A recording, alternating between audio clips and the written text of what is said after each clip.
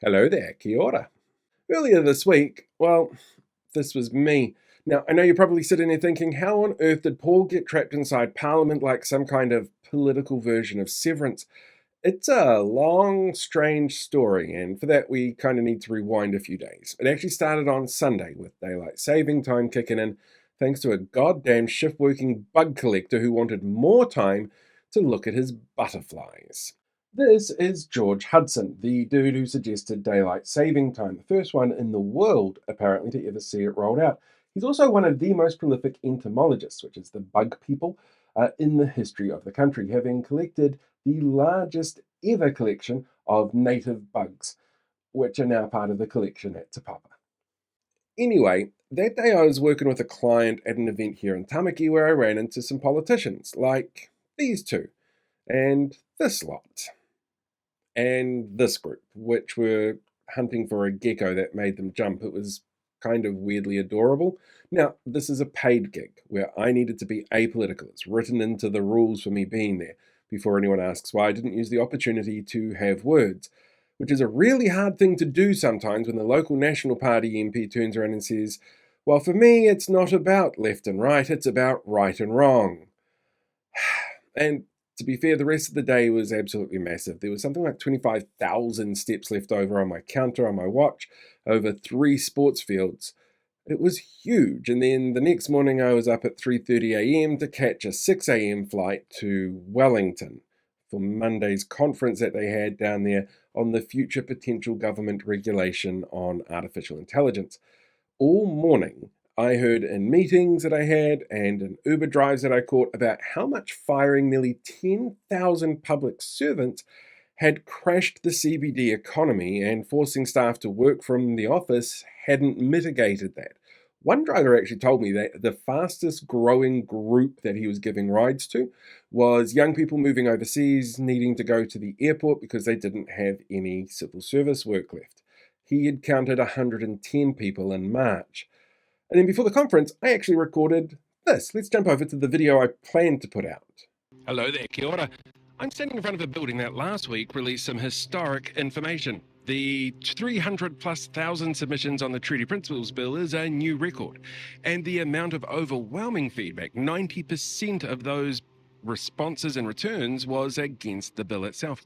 And that in itself is absolutely fascinating. Now, there was always going to be some specific outcomes that came from this. Like, ACT was always going to turn around and go, yeah, well, these things aren't representative of the public all the time, because that's something that they tried to lay the seeds for before all this happened. On top of that, there's still a whole bunch of them, including David Seymour himself, who are pushing to continue with the referendum, because what have you got to be scared of? The reality is, there is nothing to be scared of. We've seen quite clearly how the country feels about this. But this bill in itself, along with a whole bunch of other little things like the removal of Māori wards, forcing that into a referendum, getting rid of things like the Māori Health Authority, all of these attacks on Māoridom, they are something that this party, ACT in particular, revel in, as well as their proxies like Hobson's Pledge or NZCPR. And by allowing this to continue, by saying, well, a referendum, you know what the outcome is going to be. It's not about the outcome.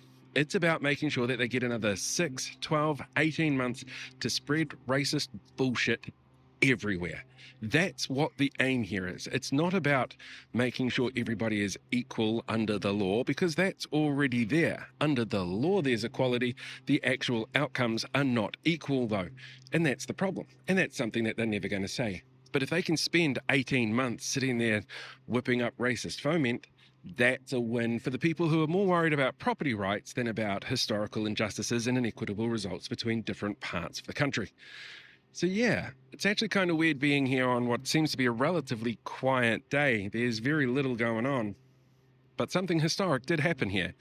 And some arsehole is going to try and steal it and make sure that you think it's all about him, when really it's all about telling him to fuck off. Right, so after that, I then bumped into Labour's chief whip, Glenn Bennett, who invited me out for a coffee after bumping into him on the forecourt, where we talked about left-leaning media, while Jenna Lynch and her ACT Party secretary husband grabbed coffee 2 tables over. She seemed lovely. Then, after the conference, because half the doors were locked by the time we finished, I ended up somehow wandering around the halls of Parliament briefly, trying to escape. And eventually I did, when I got surrounded by a whole heap of people in military uniforms for an announcement on increased military funding. Before I then bumped into Lester Levy, the former commissioner for the New Zealand Health Services.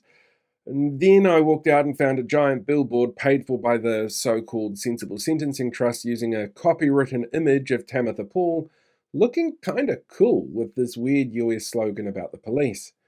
And then my phone blew up with messages because I had Do Not Disturb on most of the time that I was in Parliament.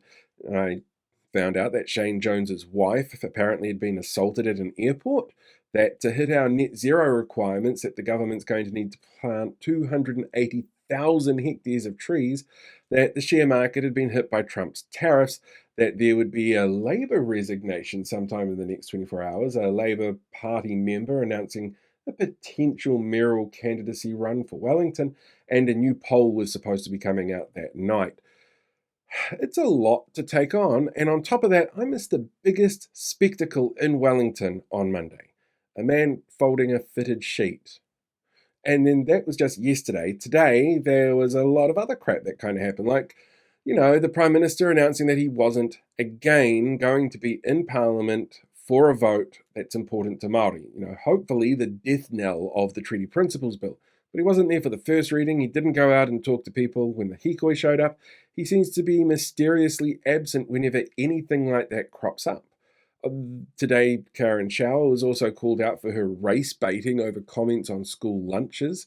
New research from the Helen Clark Foundation showing that our social cohesion is at the worst it's ever been.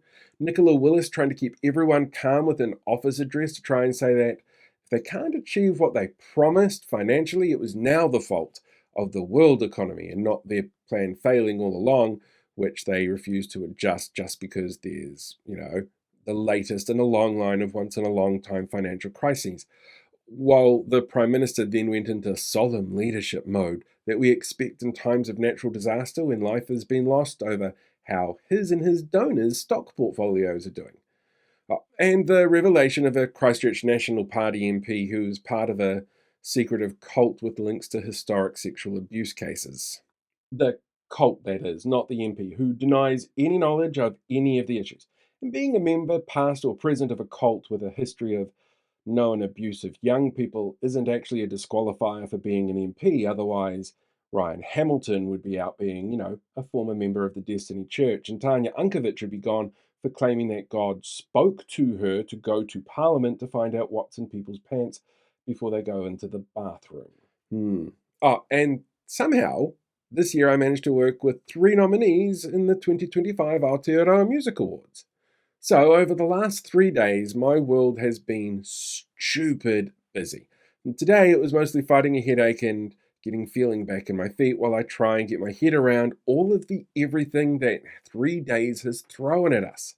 Because every day at the moment feels like a bit of an onslaught. There's a million things being thrown at us all the time, and it's impossible to process them all for anybody, any individual. Some of what we're seeing is reactive, some of it's planned, and all of it together is overwhelming. Which makes it really hard to work out what goes into a video that I have to sit down and start with, "Hello there, kia ora."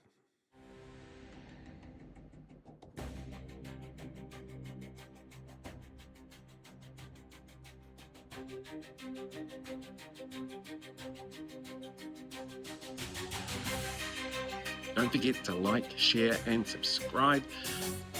And hopefully I can find a way out of this building.